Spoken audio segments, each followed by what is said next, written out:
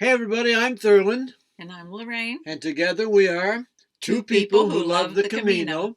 I have my hat on backwards because that's the way I wore it most of the time on the Camino.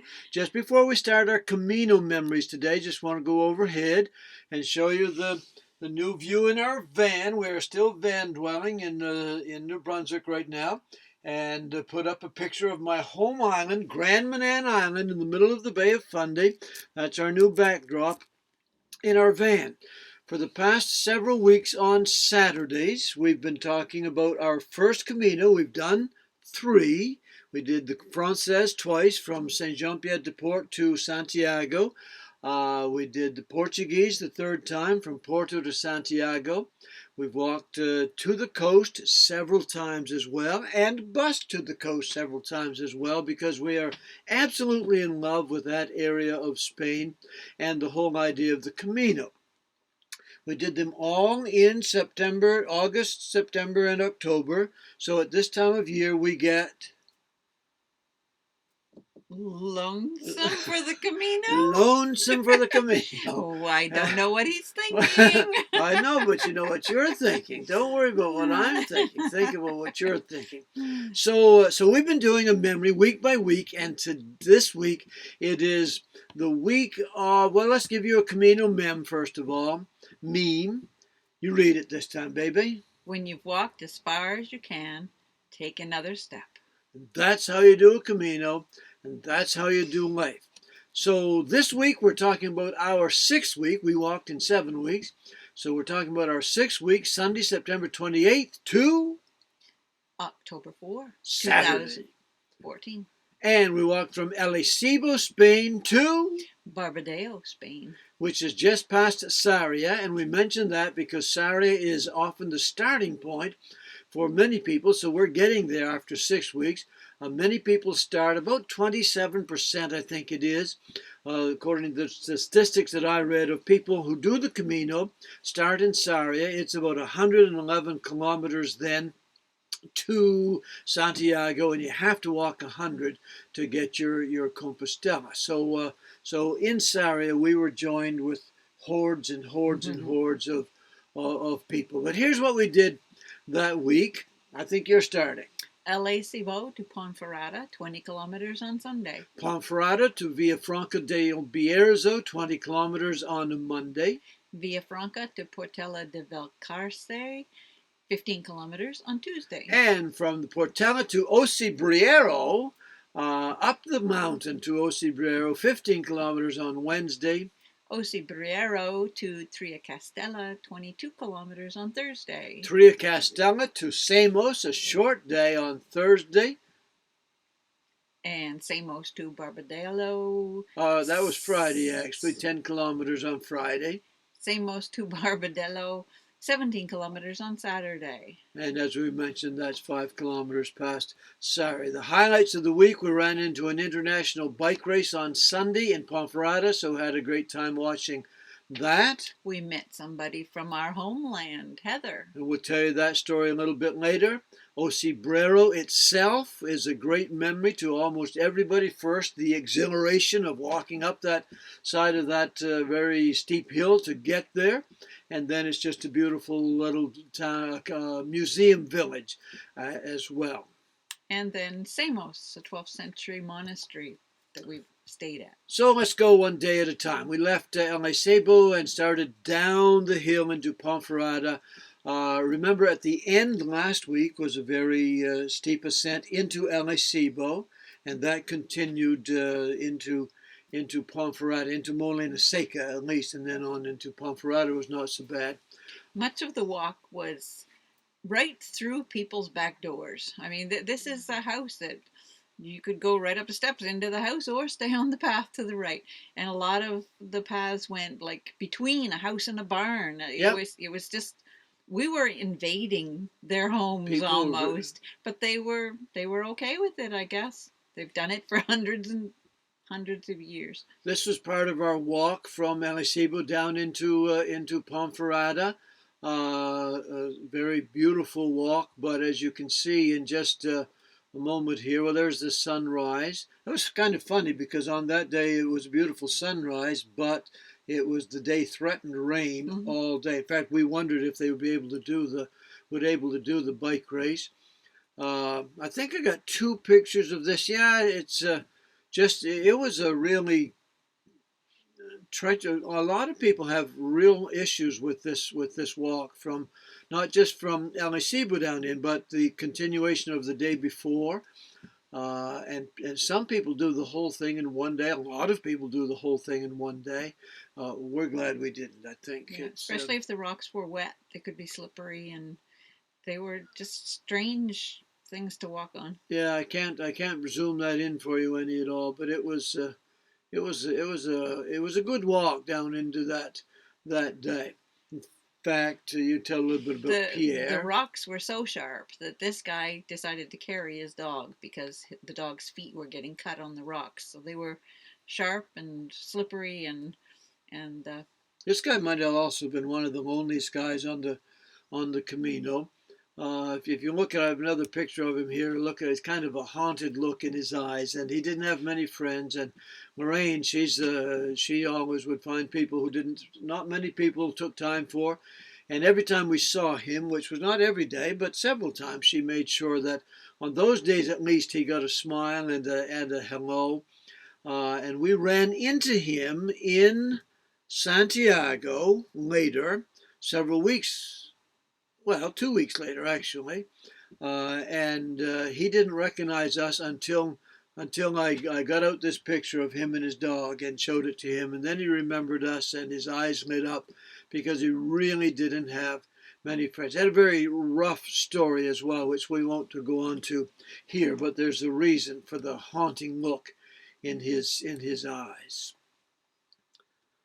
Large trees in this part of the country. This I don't know if we got one or there. There's another one. And later this week we've got an even larger one. These are chestnut trees, I think, and just large. These trees have been around for a long time. my arm spread is probably 5 feet, 5.5 feet, and the tree Yeah, was even wider than that. So actually, I think from the tip of your fingers, there's a little bit of information for you. From the tip of your fingers to the tip of your fingers is exactly from the bottom of your feet to the top of your head. well, there you Did go. you know that? I That's believe that's true. about 5'8". So there it is. So there's a 6 foot tree then. There's a little bit of the bike race. It was fun to watch. I had some videos, but I decided not to put them up. It's really not part of the Camino, but there were hundreds of bikers here on this day. And as you can see, the road is wet there, and it wasn't the easiest for them, but they did this bike race, and I don't have any idea who won, but it was a very festive town on that day. This is the albergue we stayed in there. And as you can see, there are backpacks in a line Right. because it was going to be a couple of hours before the place opened, and you stay in line so that's how all the albergues are served. You kind of stay in line. Anyway, people didn't want to stand by their bags for 2 hours, so they just put their bag in the line, and that held their space. That's right. Most places that worked. The only place that didn't work for us was in Pamplona. But I went the wrong way there. That's the same albergue. People standing in line now. It's getting closer to open time, so they're claiming their bags and getting ready to go. And in Ponferrada is the castle of the Templarios, I think you call it, Templar Knights, and it was a huge thing. We walked around it, but didn't take time to go into it. So that's Sunday. What about Monday? What do you suppose happened on Monday? Any ideas? Ponferrada, did you recognize the spot? It's one of your favorite little spots. Yes. Yes. Now that he shows me the next picture, I forgot what the outside of the church looked like. Inside were these amazing statues, sculptures. Sculptures, I think we're going to call them. I don't know Yeah. what the correct word is, but Right. so yeah, we just put several of these the life-size sculptures. So there's a life-size donkey, life-size Jesus, life-size somebody, probably St. Probably James. St. I don't James. know. We just took several pictures here. It was a little tiny, looked like a chapel, but it really was just a display for these pieces pieces of art. They were actually quite close together, but there's Jesus on the donkey riding into Jerusalem, one would presume, and there's the next one is I think was my favorite. It's Jesus in the Garden of Gethsemane. Anything else there for you? The little chapel. You can tell them about Heather. We were out on the street, and a woman comes up to us and taps us on the shoulder and says, "I see your Canadian flags. You're Canadians." Our flags were about this big. Yeah, just a little baggage tag with a flag on them. So we each had one. And people would spot them. And so because she was Canadian, she would stop the Canadians and have a chat. Well, before our conversation went too far, we found out that her niece was one of the most amazing young She was the leader in our youth group, yeah. In our youth group. In Nova Scotia, Which would have been 25 years before this. Right. And this lady had been in a service in our church many years ago. So for her to see our flags and stop us, it was just a miracle, really. Because actually she lives on the other side of the country. Yeah. And if you know Canada, Canada's not a small country. She lives in Vancouver at that time. We're from Nova Scotia. Now we're living in Ontario, but at the time we knew her was in Nova Scotia. So it was just a kind of a fun thing to, I did it wrong again. It's just kind of a fun thing to happen, to show how small the world is. The 6 degrees of separation, I guess, sometimes gets very small. She's actually working in an albergue on the Camino. Right, and we thought of stopping there, but it was actually you thought of stopping there because it was a good 6 kilometers before we did stop. But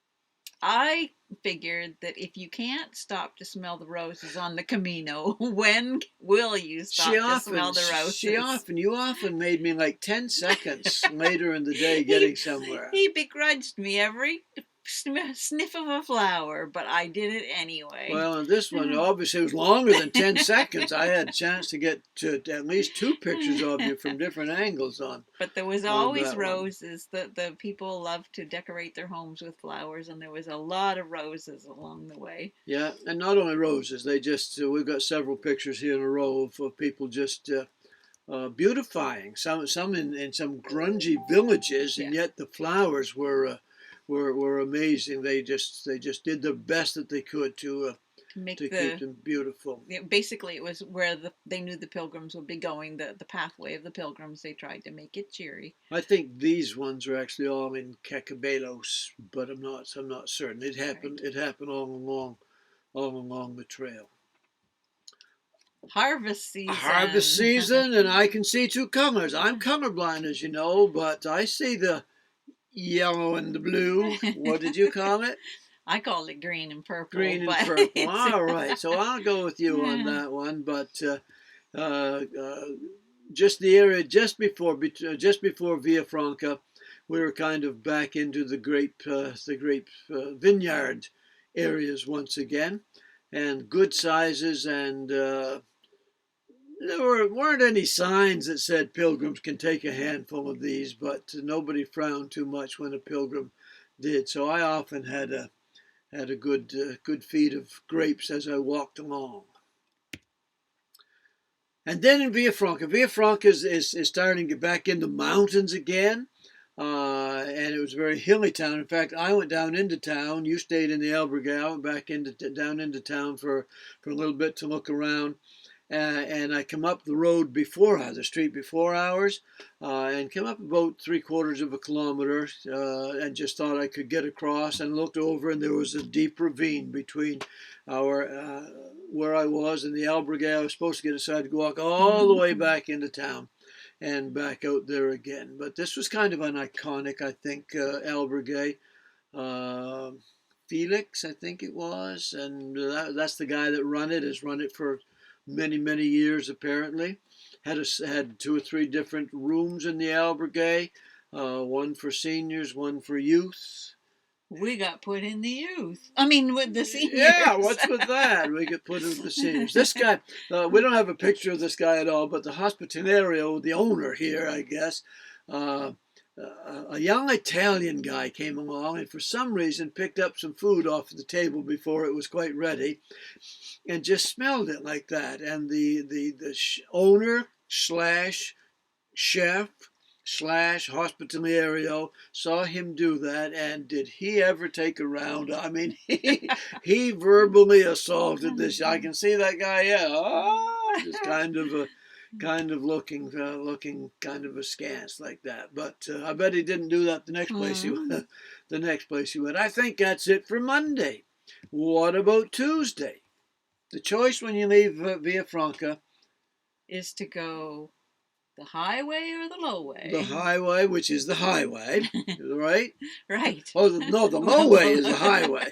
The low way is the highway. How does that make sense? The low way is along the road. And we were walking, and we wanted to do the other way. We wanted to go up. So, we wanted to go up, but so we passed it. Yeah. And realized we'd passed it, not too far in, right. Quarter of a kilometer or so, and then came back and walk up it. It's a very steep ascent right there. But that's there. Where the lady leaned out the window, right? Yeah. And she leaned out the window and made sure we were going the right way. Made sure that we knew that if she must have been looking at those young people from from the albergue the night before. Right. Made sure that we knew that that there was an easy way and a hard way, and we were heading up the hard way. But we wanted to do that. Here's just a few scenes going out of Villafranca, looking back at it, and a little bit of the walk up. It doesn't show how steep it is there. The guidebook actually said it's the steepest descent of the Camino. What it doesn't say was, you remember what it doesn't say? It doesn't say how long it is, and it wasn't very long. 20 minutes maximum, maybe 25 of a steep ascent when you left. And many people that we talked to the night before were going to do the road, the low way, the roadway, simply because the guidebook said this was the steepest ascent. And I thought often I could look down and see the roadway far below us. And I thought, boy, they really missed some stuff because of the guidebooks. I had a beef with the guidebooks occasionally because they would use pejorative words. They would use words that would sway your emotions, and they words like boring, for example. The next section is boring. Well, it's not. It's only boring if you allow it to be boring, right? Right. It might be flat. It might be flat and straight. It might be flat and straight in 17 kilometers before you find a tree to find any shade under. Those are facts. But it's not a fact that that thing is necessarily boring. And so I found that they often, when there were choices, they often swayed people in the wrong direction. And I thought that was a little bit, particularly on this day.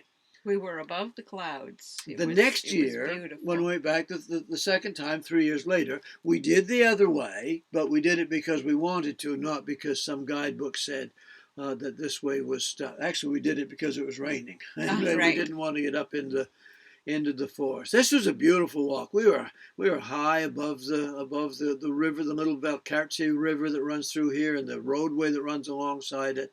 It was rather a magical walk across about a 7-kilometer plateau before we headed down out of it, and it was a plateau that was filled as far as you could see. So we were walking kind of flat. The road went up on both sides of us, or the hill went up on both sides of us and down on the other side, I should say. So we're walking on a flat road on the side of a mountain much of the way. But as far as you could see up and down, it was chestnut forest, and it was actually a very beautiful walk. And it was harvest time, so they were starting right. to. So this guy was starting to get ready to harvest. Yeah, yeah. So then at the end of a rather long day, although it was only 15 kilometers, because it was a significant increase at the beginning of that, and then a significant decrease in the middle of that before we continued our walk, we were ready to quit at the end of 15 kilometers in a little village called Portela de la Valcarce.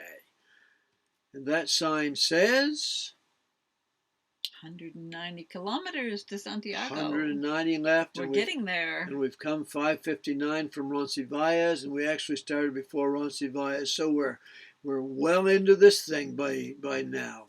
And there's the little albergue that we stayed on Tuesday night. Wednesday is a significant day, as we mentioned, because it's the day that we walk up into Acebo. and it starts out kind of slow along the river again.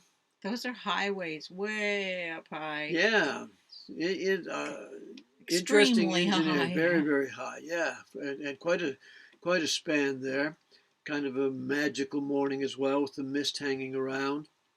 And we ran across. We saw this in a little town just before we started, or a couple kilometers before we started up the hill. Panaderia Artisana. I think we smelled it before we got Oh, there. it was Oh, it it was a was good. beautiful building, and it had a beautiful display of stuff, and we helped. We got some. Yeah. What we didn't realize that time, and we found out the next time we went back, is that this is also an albergue. So maybe the next time. I don't know if I could sleep. Oh man! But she got up at 3 o'clock in the morning and started cooking. We made it was delightful. And then starting up the hill to Ocibrero, and this is the last of a significant climb for the next 100 kilometers or so. At the end of the Camino, let's say it this way: at the beginning of the Camino was the Pyrenees, and at the end of the Camino there were two mountain ranges as well. So we played around in those two mountain ranges for about 140 kilometers. Part of it was down in the valley. So it wasn't all mountain walking, but significant mountain walking, and in fact. Back the last mountain range at the Cruz de Ferro, that's the highest spot on the Camino. It wasn't the highest we had to walk because we started at 800 meters and went up to the 1400, whereas before we started at 200 meters and went up that high. But anyway, that's just details. I'm not much into the details, right. but yeah, right. Hush. Hush, she says. Hush, she says. Anyway, we started to walk up, and it was a difficult walk for quite a while. Difficult because it was steep. We shared the road with cattle and you. And what scared you?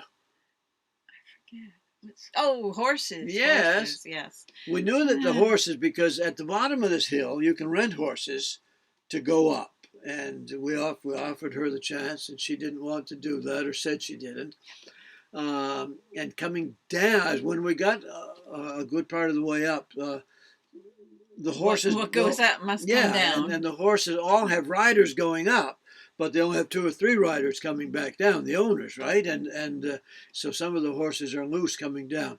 And just as we were cresting a hill kind of on a corner, this herd of horses. You've heard of horses? Well, we heard of horses on that day.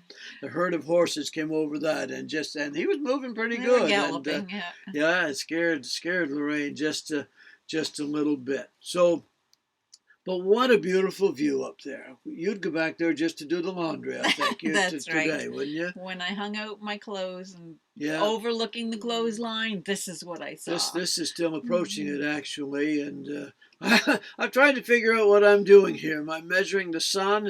I don't know what I'm doing, but this is just as we come into the province, the last province that we're going to walk across is the province of Galicia in northwestern Spain. And actually, you remember where we got this picture from? It was sent to us. It was sent to us by somebody on a random video that we're guilty. I don't know, many Camino people, I think, are guilty of being addicted to the Camino. So quite often, not every night, but quite often at sometime during the evening, we'll sit down and watch a Camino video that somebody, just a random video. And we were watching this random video one night from 2014, and there for about a 3-second interlude was this picture. It was us. And we didn't know whose video we were watching. And then as I looked at the picture, I remembered. He was a Canadian from out west. I don't remember his name at all. He had walked along with us that day at St. Cruiser on my back, and because of Cruiser, the little bear, the prayer bear that I carried, he had started up a conversation, and we took each other's pictures here at the entrance to Galicia, and I had forgotten all about that till we were watching this on some random video one night. Ocibrero is a museum town. Anything you want to say about that? Mm. Other than the views. This is the clothesline. That's the view I had from the clothesline. So I said when I went home, I would never hang my clothes out again without thinking about this view. And it really does. This picture does not do justice to this. And literally, we were on the side of a steep hill that went down. I mean, it was. You would not want your clothes to blow off the line. It was absolutely, absolutely amazing there. So once you get your laundry done, then you just sit down and sit enjoy on the it. fence and enjoy the view. 360 degrees of this. Yeah, it we really were right was. on the top of the Yeah, mountain. about 100 meters across this little ridge that we were on. And so either side that you looked out at, it was just like that. So there's the beginning of that day all over again. As we start Thursday, there's a little bit of a video to start us with. There in front of us is what our guidebook at least describes as the last significant hurdle on the Camino between here and Santiago. Buen Camino, bring on the significant hurdle. It's about a 15-minute walk. It was, go ahead. Did you hear the roosters in that video? There were roosters everywhere. Yeah. And they didn't wait till morning to start cock-a-doodle-dooing. They were So they were approaching, all the time. approaching the significant hurdle. It was about, I don't know, a 100-meter climb, but very steep. It gives you a run for you're ready for a sit down. And thankfully, right at the very top of that was a nice little cafe, outside building. Sat down and had a Coca-Cola. Right. I'm sure we didn't do coffee that time. I'm sure it was Coca-Cola because it was. Drink. Yeah, so the significant hurdle was behind us. There's Lorraine trying to act like a statue. I think she does a pretty good job there. And then we come to a little town called Ponferrada. Where once again it's a little town. The main street is also the cattle path. The main street is also the Camino that we're walking on. So we're sharing the road with these people, and this little lady comes out and offers us some crepe. She has her hand out with the plate, covered up, and she comes out and crepe. So she pulls back the cloth and shows us what she has, and so we haven't eaten for a while. We thought, okay, we'll take one. So we say yes, and she shakes some sugar on it, and she rolls it up and hands it to us, and then she does the same for Thurland, and then she puts her hand in her pocket and she jingles the change in her pocket. Donativo. She got us good. It looked like she was giving that stuff away, right? A little old farm lady that come out and just going to give you this stuff out of the goodness of her heart. And then, so when she said donativo, I reached into my pocket you had a euro. And I pulled out a couple of coins, a euro, and I think a 2-cent thing, whatever. So I gave her that, figuring that was for both of us. Nope. She looks at him and holds her hand up. She wants his money too. This is probably the richest woman on top of the mountain there after Acebo. We have heard other people say she stopped them too, and she probably makes a good day's wage. I do a lot of reading as well. I'm part of a couple of forums and stuff, and some people really resented the fact that she did it that way. But I thought, this is a pretty smart lady, and she makes a fair amount of money doing that. After all, we're walking right through her yard, so she's getting her pay for it. So then, after a nice little plateau again, look, I can't show you, but right in the middle of that screen, on the top of the hill, there's a field that looks like a scallop shell a little bit. So they even, the scallop shell is a symbol of the Camino, right? So even in this particular instance, they shaved the field to look like the scallop shell. There's the other large tree we were telling you. That one is like, it's got to be 10 feet across, because I'm nowhere near cover the width of that tree. Yeah, and I think, I don't know how, if we read how old that was, it's 700 years or something like that, or maybe old. More. I don't know. It was coming into, for the Camino buffs, this is coming into Tria Castella, just before you hit Tria Castella. And here's the biggest surprise of all on this day. my friend Marlon. This picture is actually from the next day. I didn't get one of them from this day, but we got into Tria Castella, got our albergue all looked up, and then was riding back and forth with a few friends, and thought that Marlon was at least a day, maybe a day and a half ahead of us. And lo and behold, he was at the other albergue, just kind of like 200 or 300 yards away from us. And so we were able to meet up that night and had a great evening visit. And that's Thursday. Friday, from Tria Castella to Samos. This is with the view of the, is it, what do you call it? It's a 12th century monastery. Monastery, that's the word I couldn't think of. And this is the view from way up on the mountain, looking down over it. Yeah. It was very pretty. So when you leave Tria Castella, there's two routes you can go, to Samos, which adds some kilometers to the trail, or the other direction, which we did the second time we went. And this was a good choice to go to Samos. We weren't going to do it for a while, and then somebody told us about this monastery. And we decided we were really glad that we had done that. First of all, the road to that, the 12 kilometers, was actually one of the, at least the middle six was some of the best. The guidebook said, and this time the guidebook was right. The guidebook said idyllic, right? And it really was a walk through an idyllic countryside. So this was a good choice to go there. We also met Marlon there again. And here's just a couple of pictures of somebody took this one for us, overlooking this beautiful monastery as you're coming. So when we walk down into Samos, the albergue is on the right side of this monastery in the lower section of that. So it was kind of an iconic one as well. This is a typical salad that Salada mixta. Salada mixta, our favorite. Our favorite to order. And this one was, the reason we took a picture of this one. This one was so creative looking, so pretty. And we didn't expect it at all, because it was, if I remember correctly, it was in a little restaurant above a gas station or something like that. And so we really were expecting just to have a meal, and they brought this out, and the second course was just as good as that. So there's the albergue that night in the dormitory, or in the monastery, and there's the hospitalero from that evening. So that's Friday night. Saturday starts with another short video. We're almost done.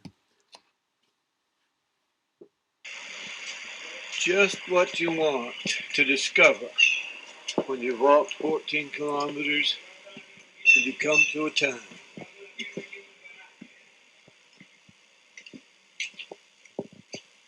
don't know if you can see, but those steps go on and on and on. Buen Camino. Buen Camino indeed. So that's not where this was supposed to be. This is supposed to be right here, looking back down at those steps in Sarria, which is so now we're at the spot where many people begin their walk. We have now done close to 700 kilometers by the time we get there. And we decided we were going to walk right through after we had, that little sign's not supposed to be up in the right-hand corner yet. Had a meal with our friend Marlon again. I had the best, remember what we ate there? Hamburguesa completo. The best hamburger I have ever eaten. And interestingly, when I went back the second time, 3 years later, I was telling people all across, I can hardly wait to get to Sarria, where I can have the best hamburger I've ever eaten. And I blew it up so much, I was afraid that I was blowing it out of proportion. And when we got there after 700 kilometers, we walked up this hill, up those steps to the top of this restaurant here. And there was a couple of guys sitting there eating this hamburguesa completo. And I started to talk to them. And one of them said this was his second time there. And they were both from Sweden. They were brothers. and he had brought his brother there with him so that his brother could enjoy what he called the best hamburger he had ever eaten. So I felt pretty good that I wasn't the only one who felt that way. We all had one, and we all enjoyed it the second time around as well. Looking back into Sarria, a little bit longer, came to a very pastoral little place with the cows across the road from our albergue, and a nice little pool out back. It was kind of cool. We didn't go in the pool. We put our feet in, I think, but at least we sat there.